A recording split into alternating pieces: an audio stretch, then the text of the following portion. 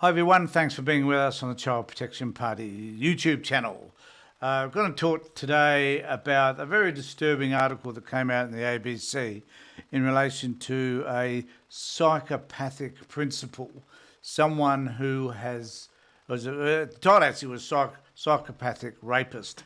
And I'd just like to say before we start, and I'll put this trigger warning up more often now when we're doing a video, and that is that if any of you are triggered by any of the things that we talk about here, and it's probable that some of you will be, then we simply suggest that you contact a health care professional, someone who you'll be able to talk to about the issues that you may be confronted or triggered to in relation to any of the things that we discuss here at the Child Protection Party.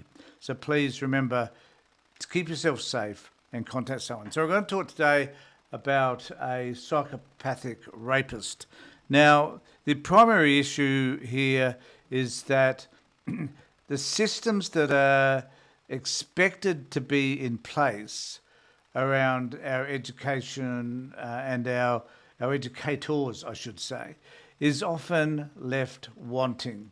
I spoke the other day about a case whereby and there are many of these cases apparently, where a childcare worker has been charged with some 70 allegations of child abuse. And there always seems to be more and more of these cases. And the cases come about primarily because people enter the profession who are pedophiles, because the entry into these professions is easy and simple, and some of these people don't have a criminal record, obviously, and so they can meet the child protection check requirements. Now, what does happen, which we need to talk a little bit more about, is the supervision of everybody who happens to be working in this type of profession. That is either an educationalist or a child care worker. So we need to ensure that, firstly, there's appropriate supervision, something that lacks quite across the board.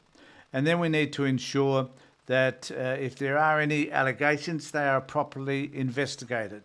We need to be careful that people might be suspected, but they may not be found guilty of any such offence. But there must be question marks placed around a person who is at least suspected. And there certainly needs to be someone working with these people, in other words, people working in couples, no one left on their own. And one of the issues that has been raised recently is the way that this impacts men in particular, and because most of these people that are allegedly have committed these crimes are men. And, we need, to be honest, we need men who are working with children to model appropriate behaviours for men and to provide that role model that children need, both male and female. So it's important for us not to think that because you're a male you should not enter this profession. What we are saying, though, is that you need to have appropriate supervision, and if you're a male working in either of these professions, then you need to ensure that you're safe by having the appropriate people looking over your shoulder, making sure that you do the right thing so that there could not be any allegations drawn against you. You are obligated as a male, I think, to do just that. So let us know what you think in the comment section below around any of that, but I'll take you to this article now, which is the Victorian Education Department ignored multiple complaints about a psychopathic rapist principal. In other words, they were told many times that there was a likelihood that this man was abusing children.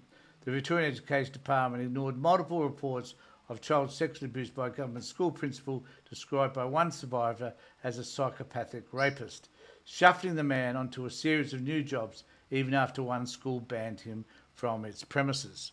And I think this is the very issue that I'm raising with you, is that we need to ensure that that if there were allegations, so in this case, allegations, instead of burying it and hiding it from people, should have come out in the open. And this man, after the first instance, should not have been allowed near children.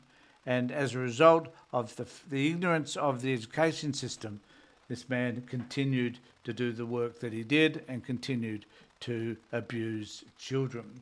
Documents uncovered by the ABC show multiple allegations of child sexual abuse against former Oakleigh Technical School principal Jack Digney Thomas were not acted on by the department in the mid-1980s. Back in those days, it was believed that abuse didn't happen, I would think, even after the matter was referred to then Education Minister Robert Fordham, who was Deputy Premier at the time in John Cain's Labor government. A series of 1983 letters obtained by the ABC indicate that a complaint about Thomas by a former student lodged at the Oakleigh electoral office of local Labor MP Race Matthews was referred first to Fordham and then to the Director General of the Victorian Education Department, Dr Norman Curry. A letter from Fordham on May the 18th, 1983 stated that Curry had claimed there would not appear to be any evidence of illegal behaviour which would justify charges being laid, but that Thomas was soon to be interviewed. A subsequent letter on May the 20th, 1983, from Fordham to Matthews claims that Curry and the department's senior legal officer interviewed both Thomas and the complainant, but deemed that the complainant was able to provide no corroborative evidence.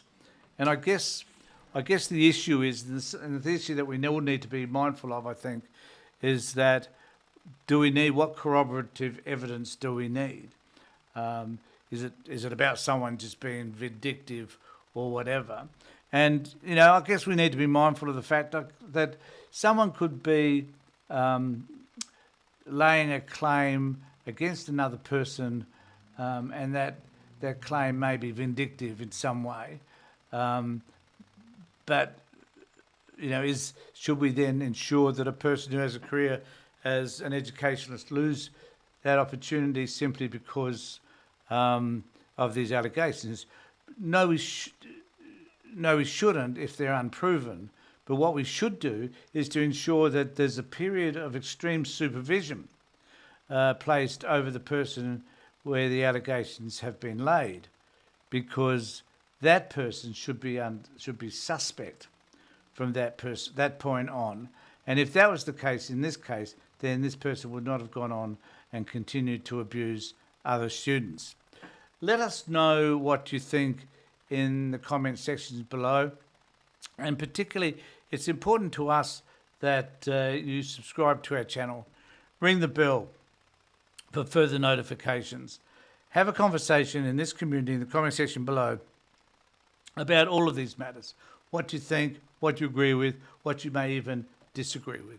Let us know, and we'll be happy to read whatever comments that you make. In the meantime, take care, look after yourselves, and make sure that you're taking care of the people you love the most. Thank you. Children's lives are important, and we at the Child Protection Party want the best outcome for all children.